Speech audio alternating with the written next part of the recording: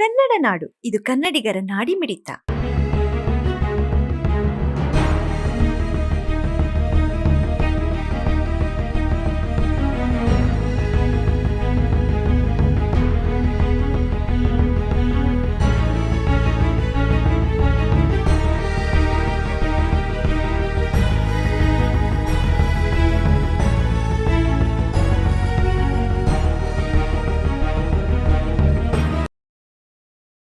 Last ಒಂದು 10-15 ದಿವಸದಿಂದ ಈ 11 ಎಕರೆ ಏನು ಕಬ್ರಸ್ತಾನ ಜಾಗ ಇತ್ತು, ಅದು ಅವ್ರು ಬೇರೆ ಹೆಸರುಗಳು ಅದು ದಾಖಲೆ ಮಾಡಿಸ್ಬಿಟ್ಟು ಅದೊಂದು ದೊಡ್ಡ ಇಶ್ಯೂ ಆಗಿಬಿಟ್ಟಿತ್ತು.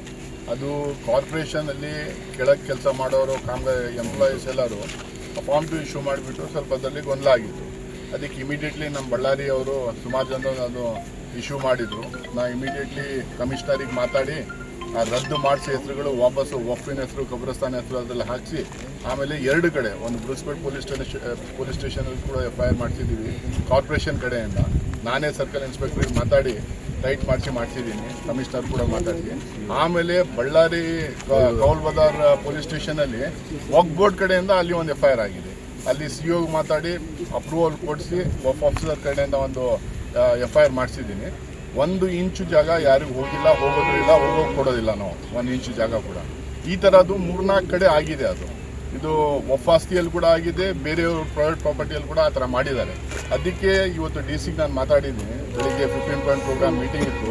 ನಿನ್ನೆ ಕಾರ್ಪೊರೇಷನ್ ಮೀಟಿಂಗಲ್ಲಿ ನಾವು ಇಬ್ರಾಹಿಂ ಬಾಬು ಅವರು ಮಿಕ್ಕಿದೆಲ್ಲ ಕಾರ್ಪೊರೇಟರ್ಸು MLAs ಎಲ್ಲ ಡಿಸ್ಕಸ್ ಮಾಡಿದ್ದೀವಿ. ಒಂದು ಕಮಿಟಿ ಸೆಟಪ್ ಮಾಡ್ತೀವಿ, ಅಸಿಸ್ಟೆಂಟ್ ಕಮಿಷನರ್ ಅಥವಾ ADC ಲೆವೆಲಲ್ಲಿ ಒಂದು ಕಮಿಟಿ ಸೆಟಪ್ ಮಾಡಿ ಯಾರು ಇದ್ರಗಡೆ ಈ ಹಗರಣ ಹಿಂದ್ಗಡೆ ಯಾರಿದ್ದಾರೆ, ಯಾರು ದುಡ್ಡು ತೊಗೊಂಡಿದ್ದಾರೆ, ಯಾರು ಎಂಟ್ರಿ ಮಾಡಿದ್ದಾರೆ. ಅವಾಗಲೇ ಒಂದು 3 ಜನಕ್ಕೆ ಸಸ್ಪೆಂಡ್ ಮಾಡಿದ್ದೀವಿ ಕಾರ್ಪೊರೇಷನ್ಲಿ. ಇನ್ನೂ ಒಂದು 3 ಜನರಿಗೆ ಸಸ್ಪೆಂಡ್ ಮಾಡ್ಸೋಕ್ಕೆ ಸರ್ಕಾರಕ್ಕೆ ಬಡೀತಾ ಇದ್ದಾರೆ. ಅಲ್ಲಿ ಫಾಲೋ ಅಪ್ ಮಾಡಿ ಅವ್ರನ್ನ ಸಸ್ಪೆಂಡ್ ಮಾಡ್ತೀವಿ. ಯಾಕಂದರೆ ಕೆಲವೊಂದು ಜನರು ಅವ್ರ ಲಾಗಿನನ್ನು ಬೇರೆಯವ್ರಿಗೆ ಕೂಡ ಕೊಟ್ಟು ಹೋಗ್ಬಿಡ್ತಾ ಇದ್ರು ಕೆಲಸ ಮಾಡೋಕ್ಕೆ.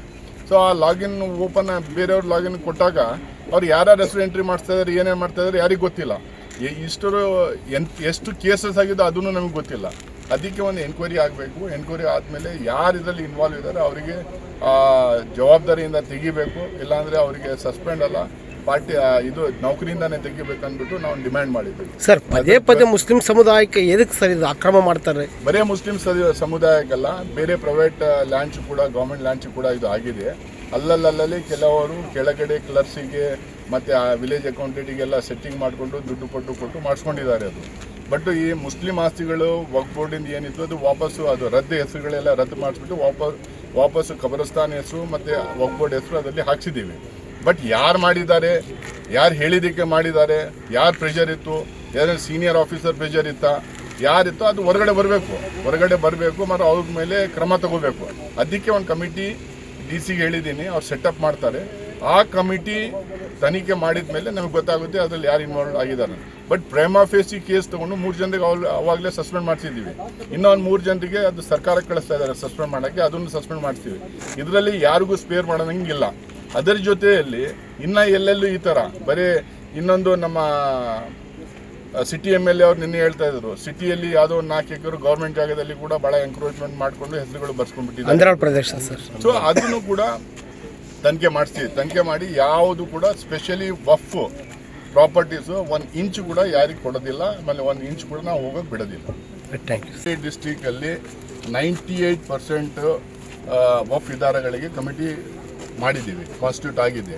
ಯಾರ್ಯಾರು ಇಲ್ಲಿಂದ ಕರೆಕ್ಟಾಗಿ ಕಮಿಟಿ ಎಲೆಕ್ಷನ್ನು ಮಾಡಿಸಿ ಕಮಿಟಿ ಇಲ್ಲಿಂದ ರೆಕಮೆಂಡ್ ಆಗಿ ಅಲ್ಲಿಗೆ ಬಂದಿತ್ತು, ಒಂದು ಕೂಡ ಇರಲಿಲ್ಲ.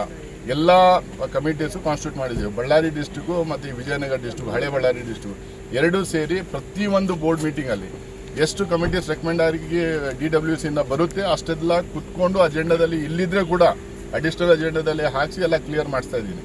ಒಂದು 5-6 ಕಡೆ ಕೋರ್ಟ್ ಕೇಸಸ್ ಇದಾವೆ. ಸಬ್ಸ್ಕ್ರೈಬ್ ಮಾಡಿಕೊಳ್ಳಲು ಕೂಡಲೇ ಪಕ್ಕದಲ್ಲಿ ಕಾಣುವ ಬೆಲ್ ಐಕಾನ್ ಕ್ಲಿಕ್ ಮಾಡಿ ನೋಟಿಫಿಕೇಶನ್ ಪಡೆಯಿರಿ.